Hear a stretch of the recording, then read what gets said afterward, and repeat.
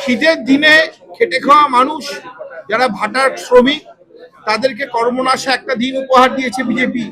একদিক থেকে মমতা বন্দ্যোপাধ্যায় লক্ষ্মীর ভান্ডার দিয়েছেন, যুব সাথী দিয়েছেন, যে কর্মসংস্থানের ব্যবস্থা করছেন, ঠিক তার সাথে সাথে বিজেপি উপহার দিয়েছে মানুষকে কর্মনাশা দিন।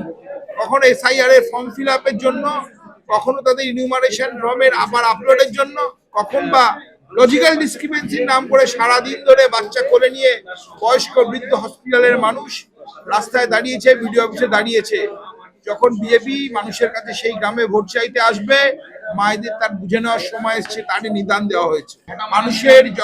মানুষের যখন অত্যাচারে দেওয়ালে পিঠ থাকে, একটা বাংলার সাধারণ মানুষকে যখন বাংলাদেশি রোহিঙ্গার অপবাদ দেয়, তখন মানুষের ক্রোধের সেটাই বহিঃপ্রকাশ হয়।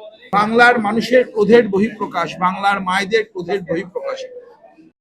বসিরহাট দক্ষিণের বিধায়ক সপ্তর্ষি বাবু তিনি বলেছেন, ভারতীয় জনতা পার্টির কর্মীদেরকে ঝাঁটা মারার তিনি নিদান দিয়েছেন।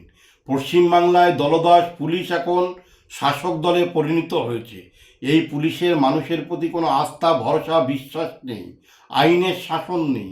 আমি মনে করি যে ব্যক্তি, যে বিধায়ক, তার অনেক দায় এবং দায়িত্ব থাকে।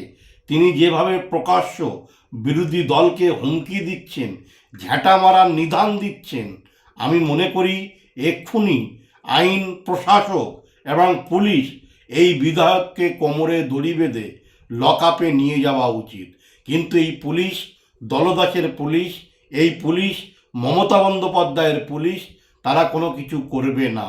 স্বাভাবিকভাবে আগামী দিন বসিরহাটের মানুষ এদের গণতান্ত্রিক পদ্ধতিতে ঝাঁটা মেরে বিদায় জানাবে, শুধুমাত্র সময়ের অপেক্ষা।